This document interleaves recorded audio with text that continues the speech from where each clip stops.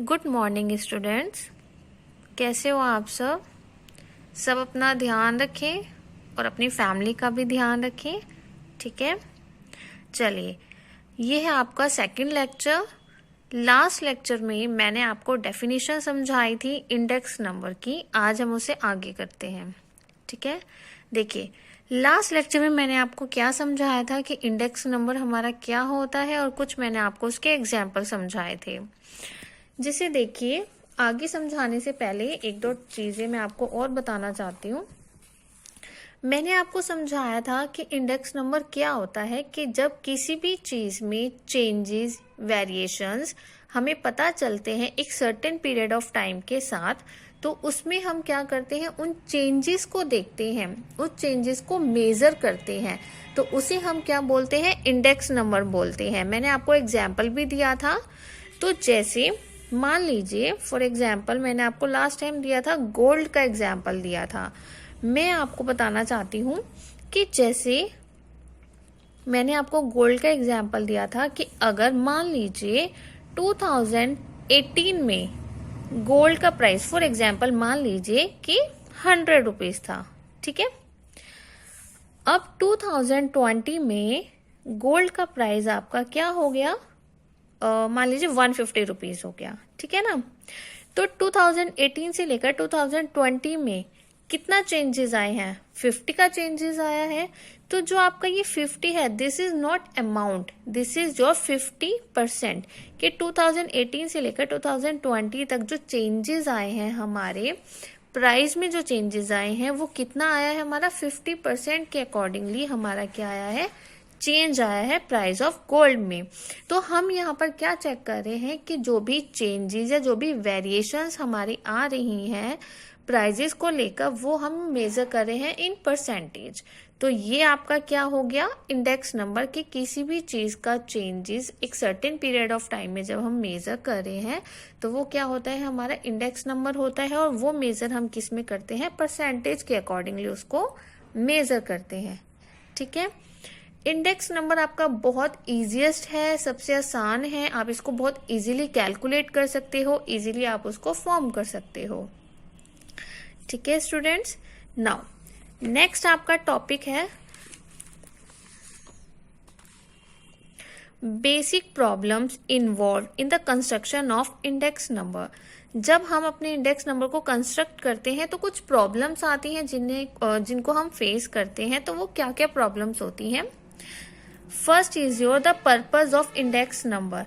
Index number को बनाने का हमारा क्या पर्पज है, वो हमें बेसिकली पता होना चाहिए, ठीक है। अब जब आपको पर्पज ही नहीं पता होगा इंडेक्स नंबर का, तो आप उसको बनाओगे कैसे, कैसे मेजर करोगे, ठीक है। So in the purpose of index number क्या है, an index number which is properly designed for a purpose can be most useful and the powerful tool. कि जब भी हम अपने इंडेक्स नंबर को एक प्रॉपर वे में डिजाइन करेंगे तभी उसका पर्पज होगा। अदरवाइज जो वो हमारा इंडेक्स नंबर होगा वो बहुत क्या हो जाएगा, डेंजरस हो जाएगा, या मतलब डेंजरस लाइक कि हम उसको अच्छे से नहीं समझ पाएंगे। तो बेसिकली जो इंडेक्स नंबर होता है, वो जो एक्सपर्टाइज होते हैं वो ही इसको डिजाइन करते हैं, वो ही इसको प्रॉपर वे में क्या करते हैं, डिजाइन करते हैं, और हमें पता चलता है, ठीक है। Now the second one is the selection of commodities. कि जब हम कोई भी इंडेक्स नंबर बना रहे हैं तो जो सिलेक्शन होता है कमोडिटीज का, वो बहुत जरूरी है। ऐसा नहीं है कि हम किसी भी चीज का इंडेक्स नंबर बना लेंगे। जैसे हम क्या करते हैं कि अगर हम किसी भी चीज में चेंजेस देख रहे हैं एक सर्टेन पीरियड में, तो आप कोई एक वैल्यूएबल चीज का चेंजेस देखोगे ना, कि भाई गोल्ड में पहले कितना प्राइस था और अब कितना प्राइस है, कितनी चेंजेस आ रही हैं। या फिर आप कोई और एग्जांपल ले सकते हो, कॉस्ट ऑफ लिविंग में, प्रोडक्शन में, सेल्स में, इंपोर्ट एंड एक्सपोर्ट में। तो जो एक वैल्यूएबल चीजें हैं, हम उन्हीं की तो इंडेक्स नंबर बनाएंगे ना, उन्हीं का ही तो चेंजेस हम लोग देखेंगे ना, तो उनका सिलेक्शन करना बहुत जरूरी है। जैसे यहाँ पर देखिए क्या लिखा है, having defined the purpose of index number select only those commodities which are relevant to the index, जो जरूरी है, ठीक है। For example If the purpose of an index is to measure the cost of living of low income group, we should select only those commodities or items which are consumed, utilized by the person belonging to this group, and due care should be taken not to include the goods services which are ordinarily consumed by the middle income or the higher income group. जैसे मान लीजिए हमें कोई एक पूरा index number बनाना है, तो हम पर्टिकुलर सिर्फ उन्हीं चीजों का ही बनाएंगे जो हमें एक लो इनकम ग्रुप की चीजों का चेंजेस को बताए।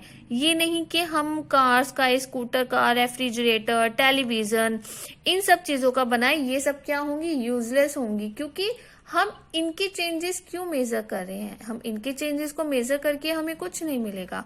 तो हम क्या करेंगे?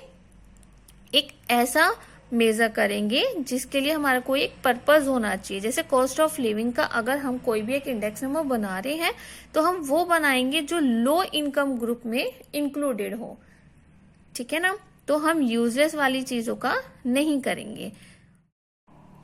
Now the next one is data for index number. जैसे हमें इंडेक्स नंबर के लिए डाटा का कलेक्शन चाहिए होता है, तो वो भी क्या होता है, हम ऐसे ही नहीं कि हाँ अगर मैं कोई चेंजेस मेजर कर रही हूँ अकॉर्डिंग टू द टाइम, तो उसके लिए जो मुझे डाटा मिलेगा, ऐसा नहीं है कि उसको हम अपनी मर्जी से या जो ऐसे कोई भी बता रहा है उन डाटा को हम नहीं कंसिडर कर सकते। तो जो कलेक्शन होता है इंडेक्स नंबर के लिए डाटा का, वो एक हमारा वैल्यूएबल होना चाहिए, ठीक है? तो वो डाटा हम कहाँ से कलेक्ट करते हैं? मेनली हियर देखिए, the data should be collected from the reliable sources such as standard trade journal. जैसे कि अगर हम उनका कलेक्शन करें हैं तो वो एक रिलायबल सोर्सेज के अकॉर्डिंग होना चाहिए, जैसे कि standard trade journals. Standard trade journals क्या होता है कि ये एक आपका एक तरीके से आर्टिकल होता है जो प्रोफेशनल लोगों के थ्रू लिखा जाता है, और उसमें हमारे पास एक प्रैक्टिकल इंफॉर्मेशन होती है, जो एक प्रॉपर वे में इंफॉर्मेशन होती है, वो हमारा इसमें बताया जाता है। ऑफिशियल पब्लिकेशन, जो हमारी पब्लिकेशंस होती हैं, उसमें जो हमारा डाटाज होता है, हम उसमें से उन डाटाज को कलेक्ट करते हैं और मेजर करते हैं, ठीक है? Like periodical special reports from the producers के थ्रू जो स्पेशल रिपोर्ट्स बताई जाती हैं, उनमें से हम डाटा का कलेक्शन करते हैं, exporters etcetera. Now the principle of data collection की जो प्रिंसिपल्स होती हैं, जैसे कि मान लीजिए आप कोई भी डाटा अगर लिख रहे हो तो उसमें क्या होनी चाहिए? एक्यूरेसी होनी चाहिए। ऐसा नहीं है कि हम कोई भी डाटा को कंसिडर कर सकते हैं। जो डाटा जिसमें एक्यूरेसी हो, कंपैरेबिलिटी हो, सैंपल रिप्रेजेंटेटिव्स होना चाहिए, तो उन्हीं डाटा को हम क्या करते हैं? कंसिडर करते हैं, ठीक है? जैसे फॉर एग्जाम्पल उन्होंने बताया है कि मान लीजिए कि अगर मुझे for the construction of retail price index number the price quotation for an adequate number of commodity should be obtained from the super bazaar, fair price shop, departmental stores etcetera, and not from the wholesaler dealers. जैसे मान लीजिए अगर मैं इन सब का एक data collect करती हूँ, तो हम क्या करेंगे? मेनली कहाँ से उस डाटा को कलेक्ट करेंगे कि हम सुपर बाजार जो होते हैं वहां से उनका डाटास कलेक्ट करेंगे, फेयर प्राइस शॉप से, डिपार्टमेंटल स्टोर से, इन सब से, क्योंकि यहाँ पर जो भी हमारी एसेंशियल नीड्स की आइटम्स होंगी उन सब का डाटा अगर मैं यहाँ से कलेक्ट करूंगी, तो जो चेंजेस आ रहे होंगे उनकी प्राइस में अकॉर्डिंग टू द टाइम, वो हमें प्रॉपर वे में पता चलेंगे। तो हम उसमें होलसेल डीलर्स को इंक्लूड नहीं करेंगे। तो यहाँ से क्या होगा? हमें प्रॉपर वे में हमारा डाटा मिल जाएगा। Now next is selection of the base period. जैसे कि मैंने आपको फर्स्ट लेक्चर में बताया था कि एक हम जब भी किसी भी चीज का चेंजेस अगर हम मेजर कर रहे हैं, तो उसको हम क्या करते हैं? एक बेस पीरियड मानकर लेकर चलते हैं, जिसके साथ हम हर एक चीज का क्या करते हैं? कंपैरिजन करते हैं।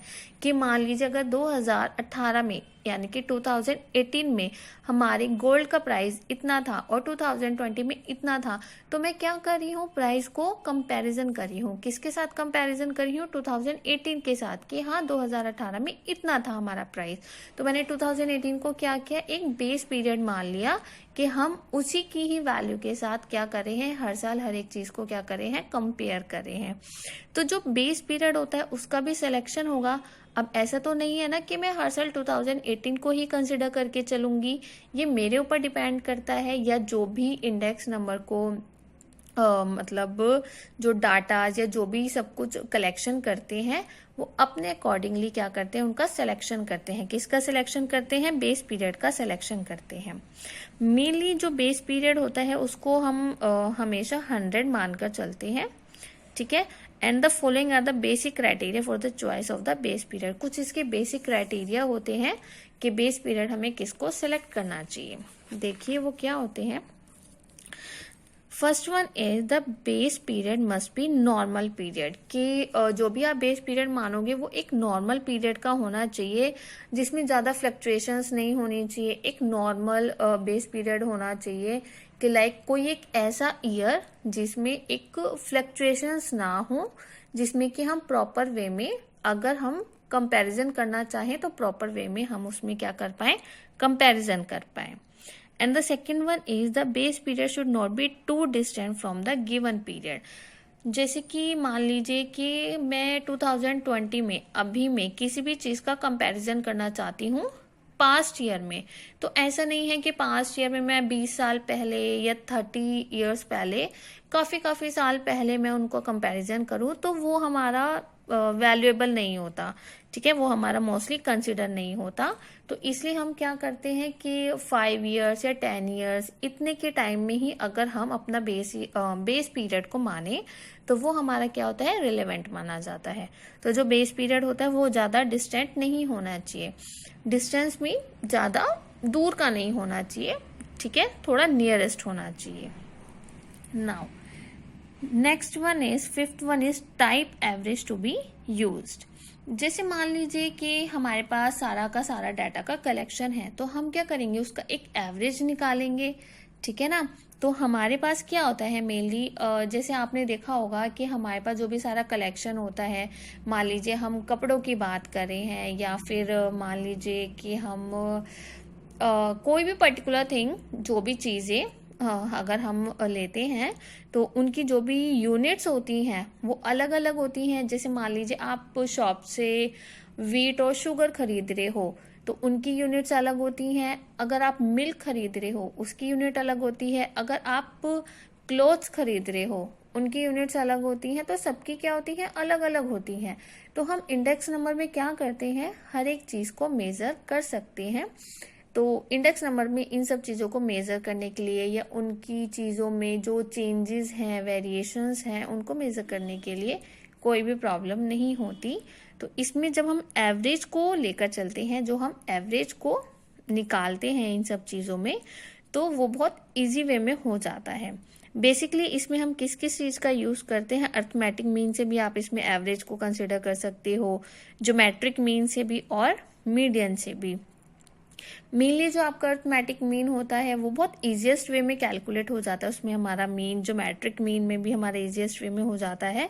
लेकिन जो ज्योमेट्रिक मीन है उसमें क्या होता है, वो हमें इक्वल वेट्स और इक्वल रेशियो हमें बता देता है, does not give undue weighted to the extreme observation and geometric mean based indices are reversible. तो इसके अकॉर्डिंगली जो हमारा ज्योमेट्रिक मीन होता है वो थोड़ा बेटर होता है। तो इसलिए हम ज़्यादातर ज्योमेट्रिक मीन को ही कंसिडर करके चलते हैं, ठीक है। And the last one is selection of appropriate weight. ये भी आपका बिल्कुल सेम वैसे ही है जैसे आप डाटा का कलेक्शन कर रहे हो या कमोडिटीज का कलेक्शन कर रहे हो, सेम लाइक आपको वेट का भी कलेक्शन करना है। वो भी आपका क्या होना चाहिए, एक प्रॉपर वे में होना चाहिए, ठीक है। जैसे मान लीजिए चलिए बुक का ही एग्जाम्पल ले लेते हैं। ये बोल रहे हैं जनरली वेरियस आइटम्स कमोडिटीज से वीट, राइस, जैसे कि मान लीजिए हम कोई भी आइटम ले रहे हैं, इन्होंने wheat, rice, kerosene, clothing etcetera इन सबको लिया, included in the index are not of the equal importance. हर कोई एक इक्वल इंपॉर्टेंस में नहीं है। So the proper weight should be attach to them to take into account their relative importance की। इनके ऊपर क्या होना चाहिए, एक प्रॉपर वेट होना चाहिए, इनमें अटैच करना चाहिए, जिसके अकॉर्डिंगली हमें क्या करें, इन सबको एक इम्पोर्टेंस दे पाए, उसी के अकॉर्डिंगली और तभी हम उसको क्या कर पाए, मेजर कर पाए। तो हमें क्या करना है, इन सब चीज़ों का भी वेट एक प्रॉपर वे में क्या करना है, सेलेक्ट करना है, तभी हम इंडेक्स नंबर को क्या कर पाएंगे, मेजर कर पाएंगे। तो आज आपने क्या किया, आज आपने प्रॉब्लम्स पढ़ी हैं in the construction of the index number. इसके बाद आपका नेक्स्ट टॉपिक आता है the construction of the index number. ये हम करेंगे नेक्स्ट लेक्चर में। ठीक है बेटा, अगर किसी को कोई डाउट है तो आप पूछ सकते हो। Okay, thank you.